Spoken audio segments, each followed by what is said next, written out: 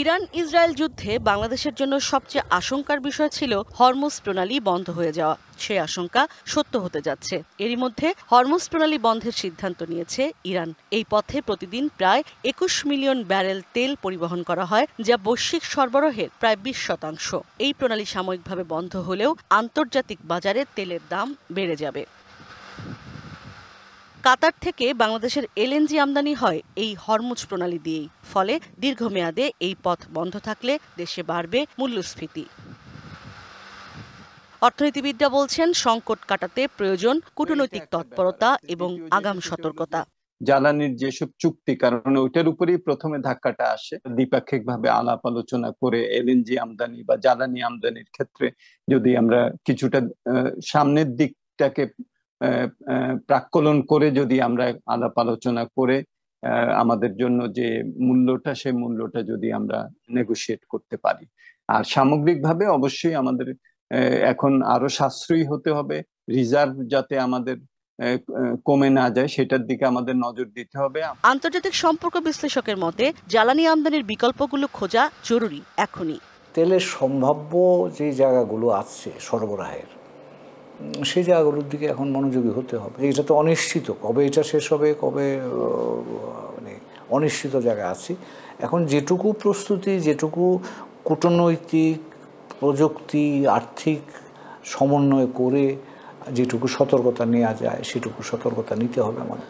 যুদ্ধ আরো ছড়িয়ে পড়লে মধ্যপ্রাচ্যে বাংলাদেশি শ্রমিকদের দুঃসময়ের আশঙ্কাও করেন সাবেক কূটনীতিক। এর বাইরে গিয়ে কোথাও আমার কার কাছ থেকে। ইশরাত জাহান উর্মি, ডিবিসি নিউজ, ঢাকা।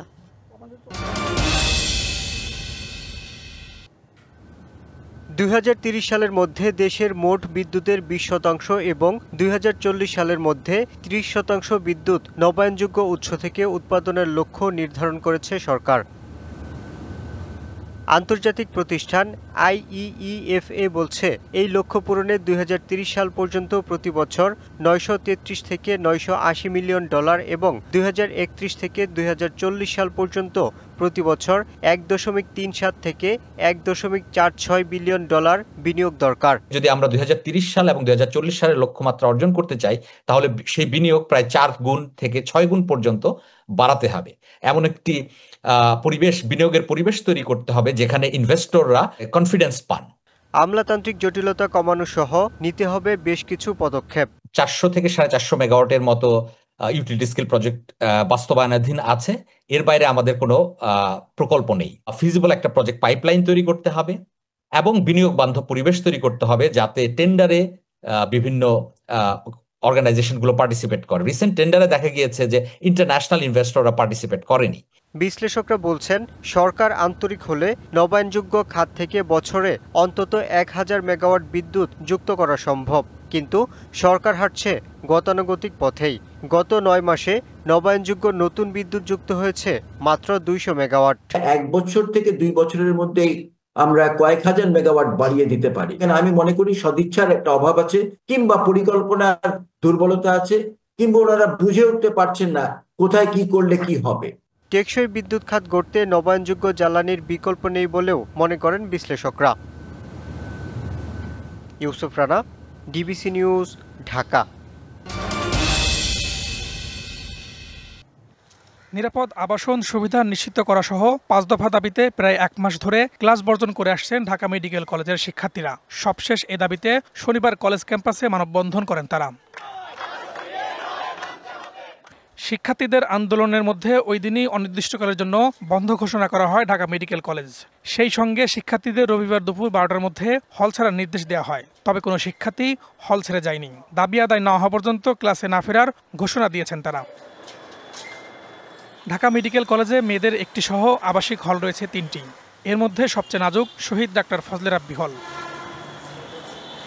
সরজমিনে দেখা যায় পলেস্তরা খসে রড বেরিয়ে আছে। এছাড়া দেয়াল ভাঙাচোরা, ভবনের কলামগুলো ধ্বংসের দ্বারপ্রান্তে। সবশেষ মে মাসে এই ভবনেই পলেস্তরা খসে আহত হন এক শিক্ষার্থী। শহীদ ডাক্তার ফজলে রাব্বি হলের মূল ভবনের ৪র্থ তলাকে পরিত্যক্ত ঘোষণা করলেও এখনও সেখানে জীবনের ঝুঁকি নিয়ে বাস করছেন শিক্ষার্থীরা। ৩৫ নম্বর রুমে ৩৩৫, ওইখানে আর কি গত ৩ দিন আগে উপর থেকে সিলিং ভেঙে পড়ছে। এবং রুমের রোকও ছিল। কারণ যেহেতু সিলিং যে কোনো সময় ভেঙে পড়তে পারে আর পিলারের অবস্থাও অনেক বেগতিক, তো মনের ভিতরে আতঙ্ক নিয়ে আমরা আসলে রুমে এখনো বসবাস করতেছি। এমন দুরবস্থার কারণে সবশেষ ভর্তি হওয়া শিক্ষার্থীরাই হলে উঠতে পারেননি, এমনকি সময় পেরিয়ে গেলেও তাদের ক্লাস শুরুই হয়নি। আমাদের হাতে নতুন হলের বিষয়ে একটা রূপরেখা এসেছে।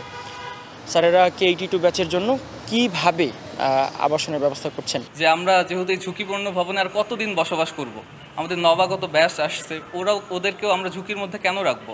শিক্ষার্থীরা জানান জীর্ণশীর্ণ হলের একটি কক্ষে থাকেন 4 থেকে 5 জন। তাদের সংখ্যা যে কোনো সময় ঘটতে পারে বড় রকমের দুর্ঘটনা। 4 তলার সিলিং যেমন ধসে পড়ে তেমনি 2 তলার সিলিং ধসে পড়ে। 4 তলাটা খালি করে বিভিন্ন যে রুম আছে সেখানে গাদাগাদি করে প্রায় দেওয়া হচ্ছে, এরকম অবস্থা। পরিবেশ এখনো আছে, যেহেতু এখন আমাদের অনেকেই শিফট করেনি এখান থেকে। অধ্যক্ষ জানান শিক্ষার্থীদের ঝুঁকির কথা বিবেচনা করে আবাসনের সাময়িক বিকল্প ব্যবস্থা করা হয়েছে। আমরা চাই এই বিল্ডিংগুলো উন্নতি হোক, আমরাও এই ভঙ্গুর অবস্থার ভিতরে থাকতে চাই না। তাদের একটা আশু সমাধান চাই যে আজকেই তাদের একটা হোস্টেলে না, যেটা বাস্তবিক পক্ষে আসলে সম্ভব না। তারা একাডেমিক কাউন্সিল একটা সর্বোচ্চ বডি, তাদের সিদ্ধান্তে তারা আমাদেরকে সহযোগিতা করে আমরা দ্রুত একাডেমিক কার্যক্রমে ফিরে আসবো এই আশা করছি। তেজগাঁও ঢাকা মেডিকেল কলেজের 3টি আবাসিক হলই বসবাসের অনুপযোগী। দীর্ঘদিন ধরে শিক্ষার্থীরা জীবনের ঝুঁকি নিয়ে বাস করছেন সেখানে। Farhaduzzaman, DBC news, Dhaka.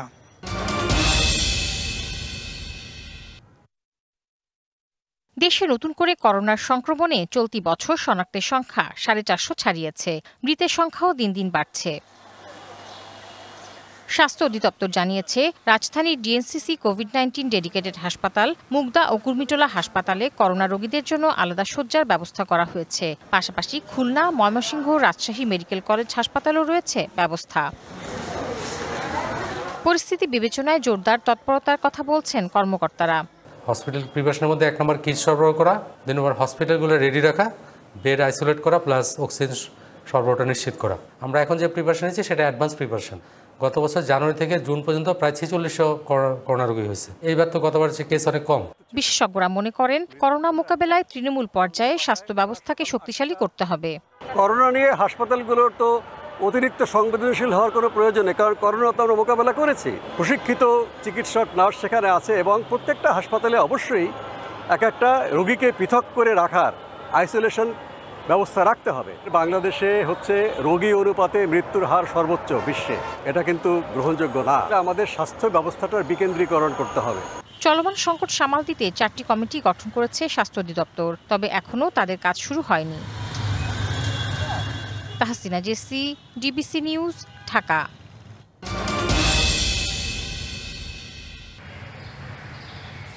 এবার বর্ষার শুরুতে ম্যালেরিয়ার প্রাদুর্ভাব পার্বত্য জেলা রাঙামাটিতে। সীমান্তবর্তী উপজেলা বিলাইছড়ি, জুরাছড়ি, বরকল ও বাগাইছড়িতে রোগীর সংখ্যা বেশি। মোট আক্রান্ত রোগীর 83% এই 4 দুর্গম এলাকায়। সদর উপজেলা ও কাপ্তাই উপজেলাতেও শনাক্ত হচ্ছে রোগী। উপজেলা ও জেলা শহরের বিভিন্ন হাসপাতালে বাড়ছে রোগী, তবে দুর্গম এলাকার অনেকেই নিতে পারছেন না সঠিক চিকিৎসা।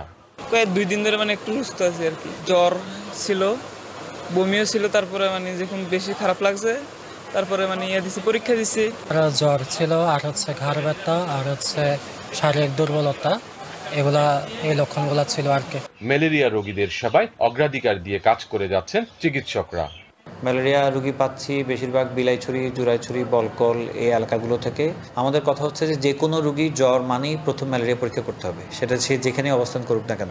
আমাদের পর্যাপ্ত কিট অ্যাভেলেবল আছে, আর যে গ্লাস স্লাইড এক্সামিনেশন এটা অ্যাভেলেবল আছে।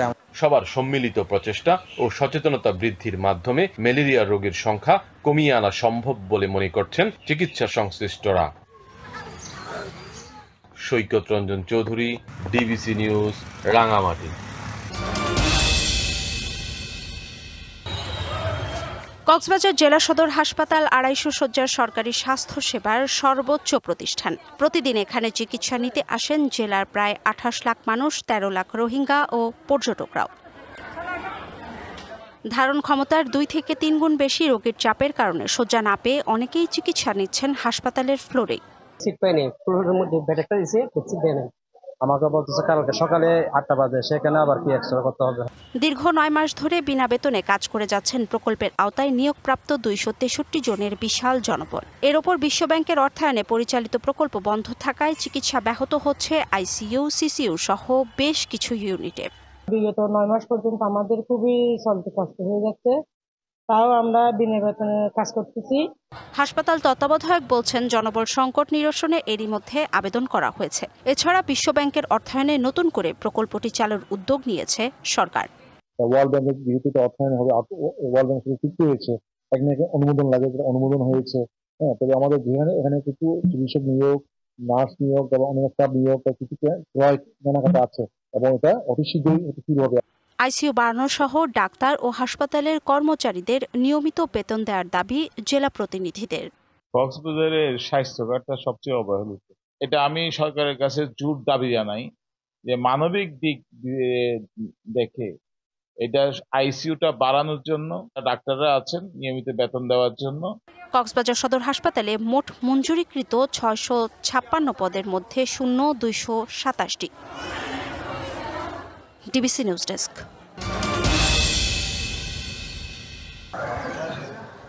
31 কোটি টাকা ব্যয়ে 2022 সালে নির্মাণ হয় ভৈরব উপজেলা স্বাস্থ্য কমপ্লেক্স। 100 শয্যার অবকাঠামো নির্মাণ করা হলেও কার্যক্রম চলছে 50 বেডের।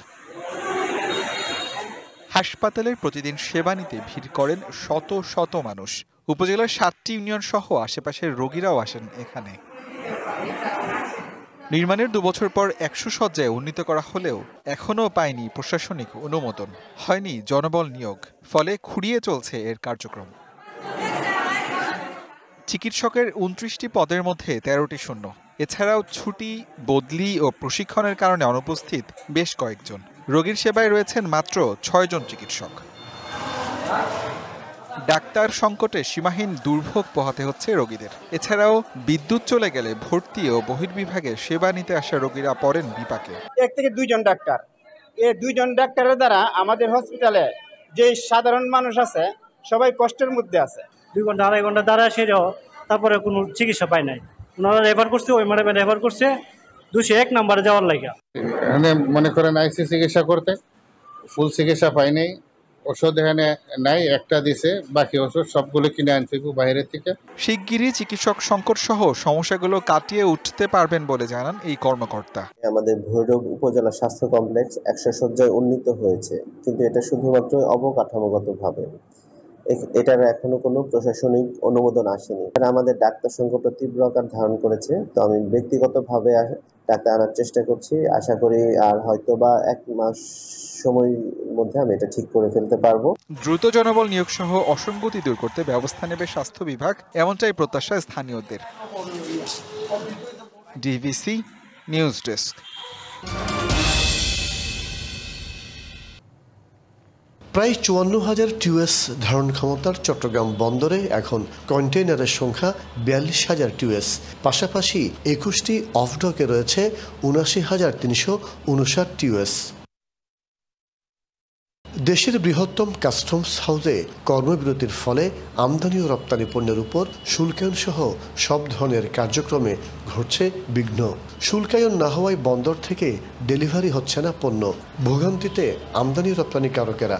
কলম বিরতি এটা আমরা এবার তো আর প্রত্যাশা করিনি। আমরা মনে করেছিলাম সরকার এটার বিগত সময় এটা সলিউশন হয়ে গেছে।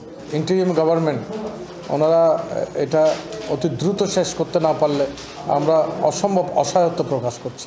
আকস্মিক কর্মবিরতিতে উদ্বিগ্ন বন্দর সংশ্লিষ্ট ব্যবসায়ীরা। এই ধরনের চলাবস্থা যদি চলতে থাকে তাহলে ব্যবসা বাণিজ্যের অপূরণীয় ক্ষতি হবে এবং সরকার রাজস্ব আহরণ থেকেও বঞ্চিত হবে।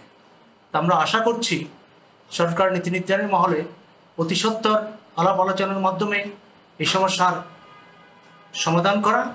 কর্মবিরতির কারণে জাহাজ থেকে পণ্য খালাস ও ডেলিভারি দেওয়া সম্ভব হচ্ছে না। তৈরি হয়েছে কন্টেইনার ও জাহাজ জট, এতে 4 গুণ বেশি জরিমানা গুনতে হচ্ছে ব্যবসায়ীদের। গত 10 দিন প্রায় টানা বন্ধের কারণে যেই কন্টেইনারটা কিছুটা জমে গিয়েছিল সেগুলো আমরা ক্রমান্বয়ে ক্লিয়ার করছি। এখন ওদের কর্মবিরতি এবং অন্যান্য সমস্যার কারণে যদি ডিউটি পেমেন্ট ডিলে হয় তাহলে তো সিএনএফ কিংবা আমদানি রপ্তানিকারকরা মালামাল ডেলিভারি নিতে পারবে না। কর্মবিরতি থাকলেও তারা যেন অন্তত আমদানি রপ্তানি কার্যক্রমটা যেন সচল রাখার ব্যবস্থা নেয়, সেটার আমাদের একটা আহ্বান থাকবে। কন্টেইনার জট হলে বাধাগ্রস্ত হবে বন্দরের স্বাভাবিক কার্যক্রম, প্রভাব পড়বে অর্থনীতির উপর, এমনটাই মনে করছেন সংশ্লিষ্টরা।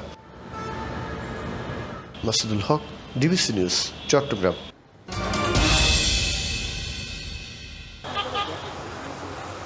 দেশে 500 কোটি গলদা রেনুর চাহিদা থাকলেও বাংলাদেশের আবহাওয়া ও স্যালাইনিটি জনিত কারণে প্রযুক্তি ব্যবহার করেও আশানুরূপ ফল পাওয়া যায় না।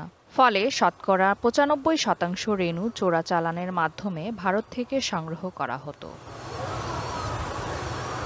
যে কারণে সরকারি বেসরকারি পর্যায়ে উপকূলীয় অঞ্চলে পুকুরে গলদা চিংড়ির রেনু উৎপাদনের চেষ্টা চালানো হয়, কিন্তু আবহাওয়া ও জলবায়ুর সাথে খাপ খাওয়াতে না পারায় সেটিও সম্ভব হয় না। এবার সাতক্ষীরার মেদিনীপুরের সরকারি চিংড়ি চাষ প্রদর্শনী খামারে রেনু উৎপাদন করতে সক্ষম হয়, তবে চাহিদার তুলনায় তা খুবই অপ্রতুল। মাছ আনতে গেলে হয়রানি হয়, বিডিআর মানে ইন্ডিয়ার থেকে মাছ আসলেই পলিথিনে আস্তে আস্তে অনেক সময় মাছ নষ্ট হয়ে যায়। মাছের গ্রোথও ভালো, অনেক বড়, অনেক ভালো হচ্ছে। প্রাকৃতিকভাবে উৎপাদিত এ রেনু মানসম্মত ও সতেজ থাকায় মৎস্য অধিদপ্তর থেকে প্রশিক্ষণ নিয়ে জেলার অনেকে চাষ শুরু করেছে। গলদার পোনা চাষ সম্পর্কে আমাদেরকে প্রশিক্ষণ দেওয়া হয়, সেখান থেকে আমরা উদ্বুদ্ধ হয়ে ইতিমধ্যে আমার ঘেরে পোনা ছেড়েছি এবং কাজ শুরু করেছি। আশা করি এটা থেকে অনেক লাভবান হবে, উপকৃত হবে। আবহাওয়া ও জলবায়ুর সাথে খাপ খাওয়াতে এই প্রযুক্তি সম্পর্কে অবগত হতে পারলে স্বল্প মূল্যে রেনু বাজারজাত করা সম্ভব বলে মনে করেন মৎস্য খামারিরা। একটু উষ্ণ আবহাওয়া চলে আসবে বাংলা ফাল্গুন চৈত্র বৈশাখ জ্যৈষ্ঠ মাসে, এই সময়টার মধ্যে, এবং কালবৈশাখী বা ভারী বৃষ্টিপাত হওয়ার আগেই এই সুযোগটা আমাদেরকে নিতে হবে। সাথে বাংলাদেশের চিংড়ি রপ্তানি কয়েক গুণ বৃদ্ধি করা সম্ভব। গলদা রেনু উৎপাদনে চাষিদের সব ধরনের সহায়তা করছে মৎস্য বিভাগ। সাতক্ষীরাতে আমরা আমাদের ৯,০০০-এর উপরে আমাদের চাষি এবং আমরা কিছু পাইলট হিসেবে 8 জনকে এবার আমরা দিয়েছি, তারাও উৎপাদন করছে এবং সেখানে একটা আশাবাঞ্জক রেজাল্ট আসছে। এটা হয়তো ক্রমশ বাড়বে।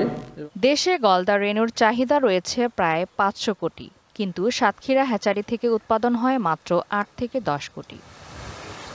DBC news desk.